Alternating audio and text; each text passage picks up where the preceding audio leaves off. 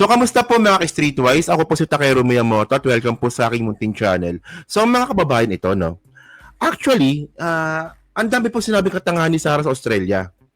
At isa po ito sa pinaka natatangahan po ako kung kanina nga po na pag-usapan natin yung mga tanga-tanga niyang statement. Ito po, posible pong pumasok ito sa top 1. Top 1 or top 2. Tingnan niyo to ha. Oh, tingnan niyo to. Oh, sabi dito, oh, binatikos ni Vice President Sara Duterte ang gobyerno dahil sa malaking utang ng bansa, ngunit wala naman itong umano nakikitang infrastruktura. Basahin ang buong detalye. O sabi dito, bakit 16 trillion ng utang natin? And wala tayong nakikita. Nasaan ang inutang? Kasi dapat pag may inutang ka, may nakikita ka. Gago talaga to, no? Okay. So ngayon kasi mga kababayan, no, pag sinabi po kasing wala, dapat wala. Tama, di ba? Pwede nyo naman sabihin konti. Pwede nyo naman sabihin hindi makita. Pero ang sinabi kasi ni Sarah, wala. Wala tayong nakikita. Ibig sabihin nun, tanga ka. Buha ka ng ina ka, tanga-tanga ka, wala ka nakikita. Oh. Kayo ba naniniwala ba kayo na walang infrastructure? Naniniwala kayo doon?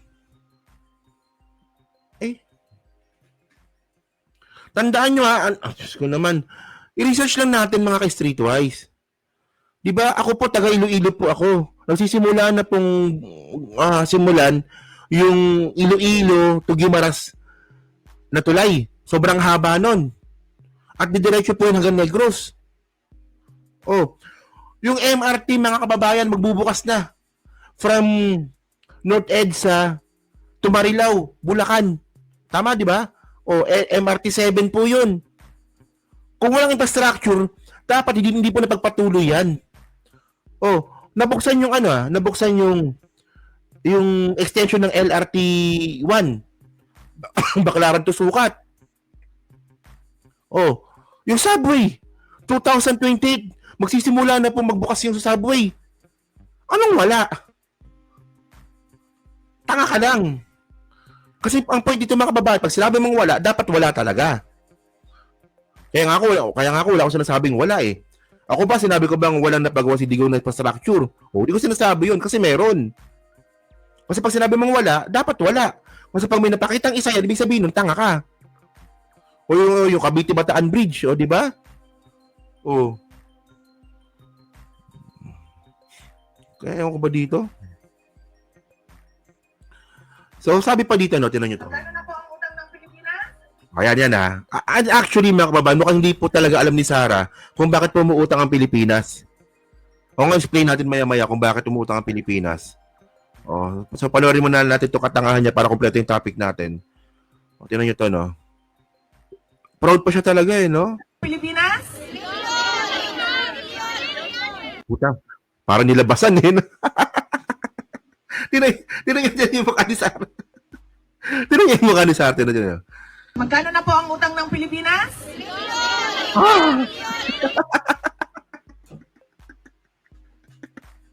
Isa pa. Putang na, parang nilabasan eh, no? Tinan nyo. Oh. Magkano na po ang utang ng Pilipinas?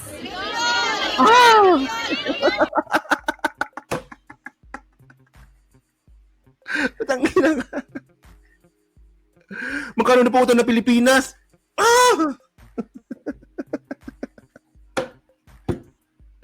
Yan kasi kakapompiang mo yan kay Jagger, tsaka kay Zulaika. Oh, kakapompiang mo yan dun sa dalawa na yun. Magkano na utang ng Pilipinas? Ba't ba ganun? Ano yun? Sabi nga ng lahi, ibipisaran ng Philippines uncivilized.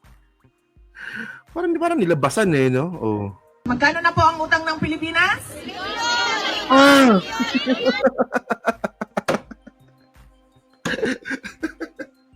Ewan ko sa'yo. Wala nung naiisip ko. 16 trillion. Yes, 16 trillion ang utang ng Pilipinas.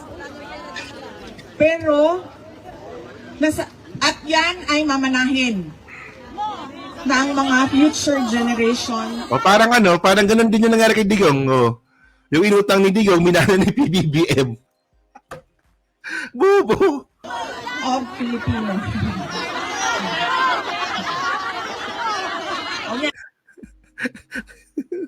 Grabe. Ay, nako.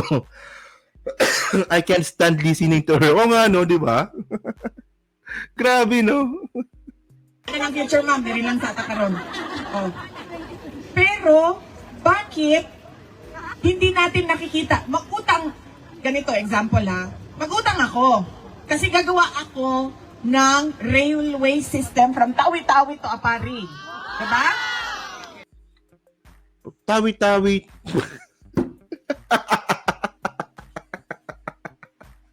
Gagawa na lang ng example, imposible pa. Apari to tawi. Doc, malala na sakit nito. Hindi na kaya ng Prozac nito.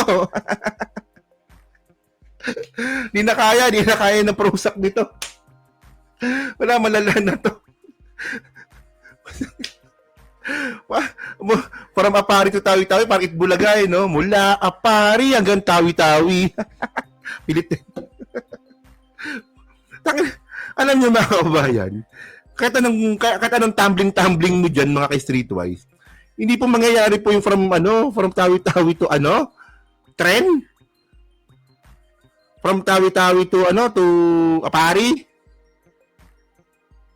Ano yun?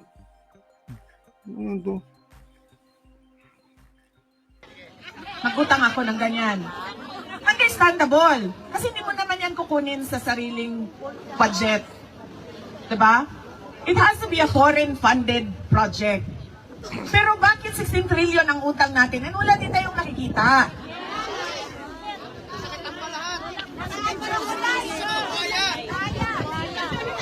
Nasaan ang inutang? Kasi dapat pag nagutang ka, may nakikita ka. Grabe, no? Tanga nito, no? Okay. So ngayon, alam nyo kayo po, no? Tayo po dito, nag-iisip po tayo. Pero pag DDS po talaga, no? Bubulshitin lang. Alam nyo naman sagot dito, mga kababayan, di ba? Alam nyo na sagot dito. Oh. So, basic lang yan. Oh. So, yung utang po ng Pilipinas, 16.6 trillion ngayon, di ba? So, yung kalahati po nito, si Digong umutang. Yung kalahati nito. O ngayon, kung babalik po natin yung tanong, nasaan yung inutang ni Digong? Di ba? So, yung pinagmamalaki ni Sara, infrastructure. E, paano ba infrastructure? Eh, tingnan nyo infrastructure. Infrastructure po natin, ilan? 12 out of 119 build projects completed. Kung hanapan lang naman ng infrastructure po yung gagawin natin, yun nyo dito kasi lumalabas mga kababayan na yung build program po talaga ni Digong isang malaking propaganda. Lahat po ng ginawa po ni Digong, lahat po propaganda. Build propaganda. Bakit? 12 lang po yung natapos 19 sa 119 po na programa na build 12 lang natapos, propaganda. War on drugs, propaganda. 'Di ba? Bahay ni Digong sa Davao City, propaganda. Si Digong kumakain sa karinderya, propaganda.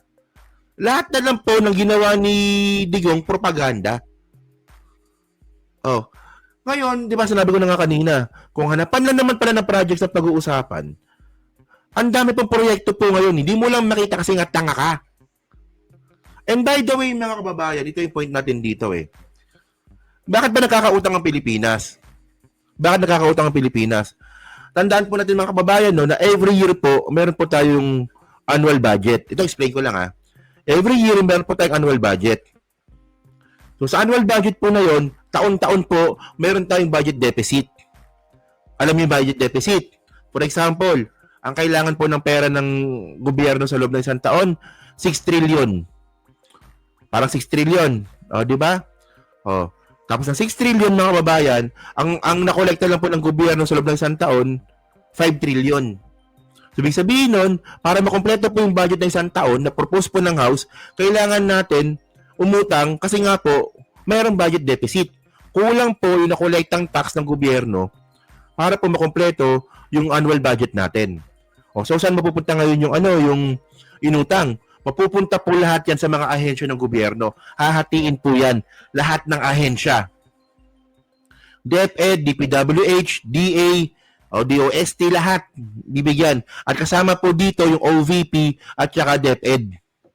Ngayon, mga kababayan, paano pag sinabi namin na yung parte po ng inutang natin, no, nung panahon nga po ni PBBM, nasa confidential fund mo, na ngayon ay ninakaw mo. Ikaw dapat ang sumagot.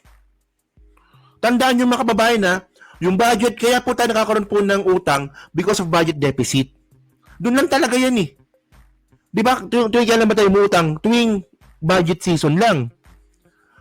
So ngayon po, kapag nakompleto na po yung budget, ibibigay na po yan sa mga ahensya.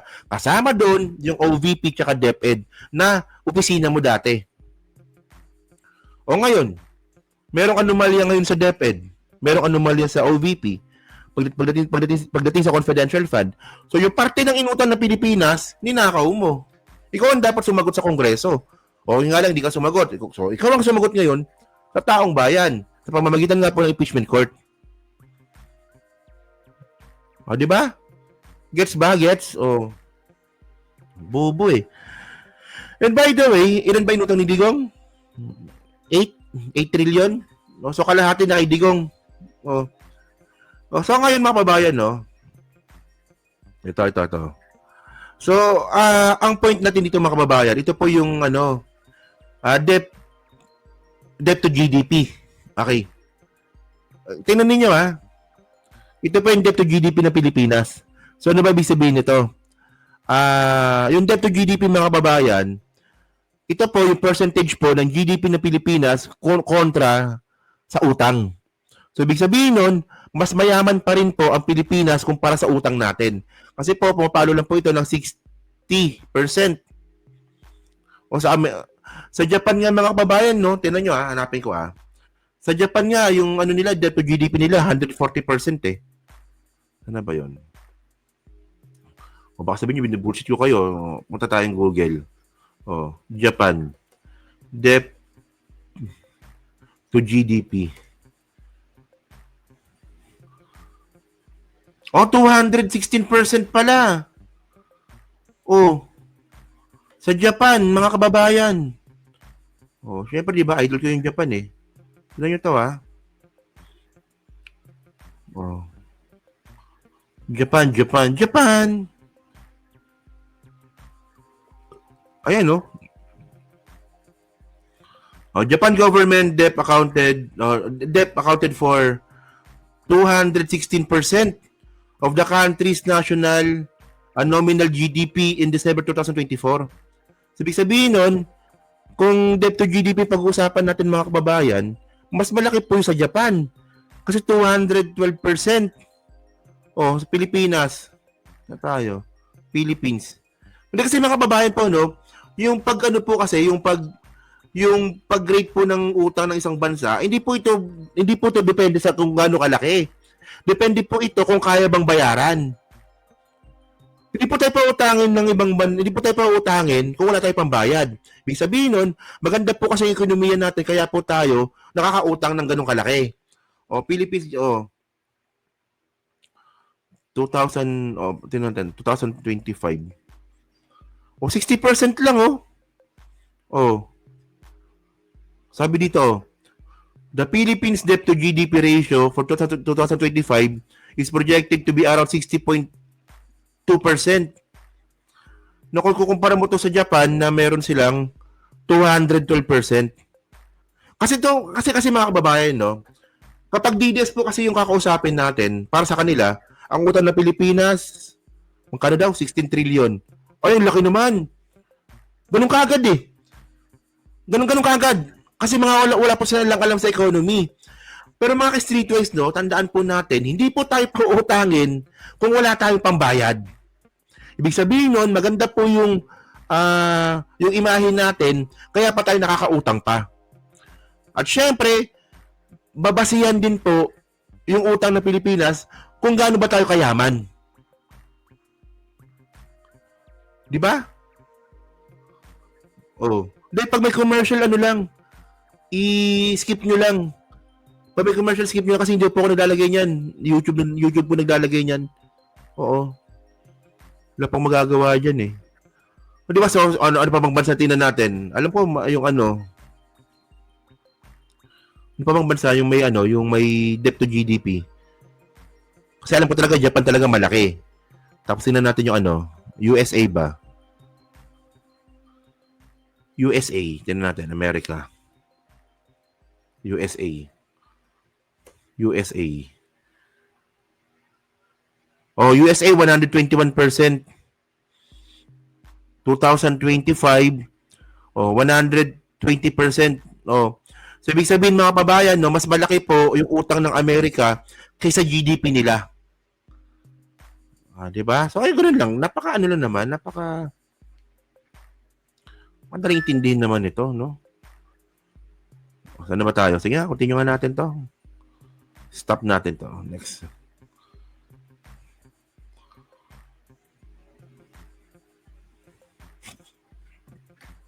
O, tapos, mga kababayan, saan na ba tayo?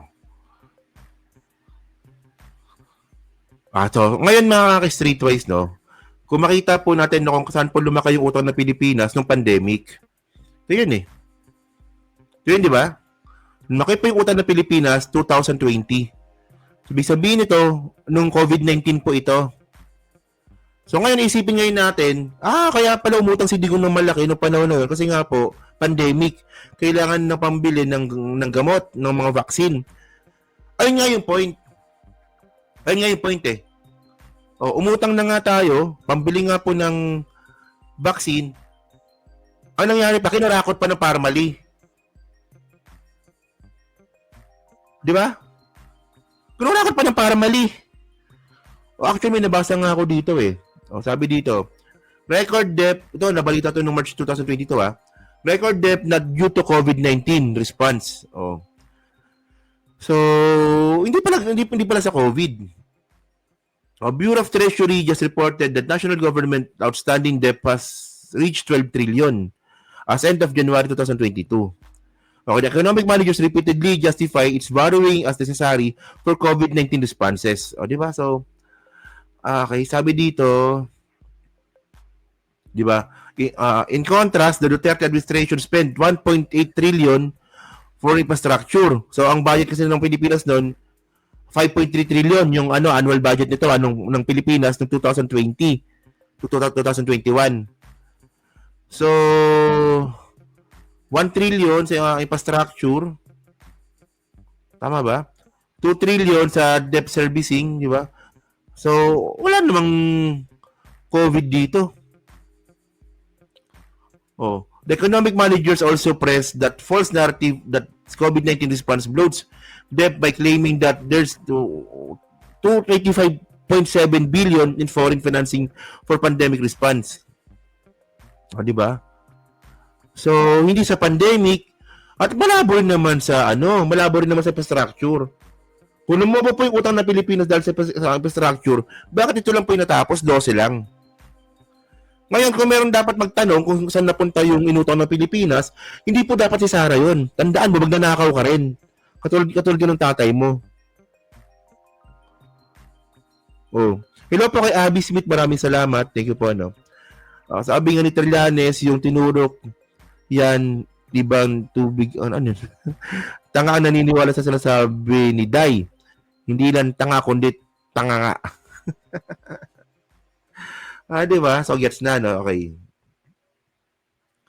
So, sabi pa dito, no? Board of Policy. It is stated. Wala pala. So, kayo mga babayan, no? So, kayo po ba?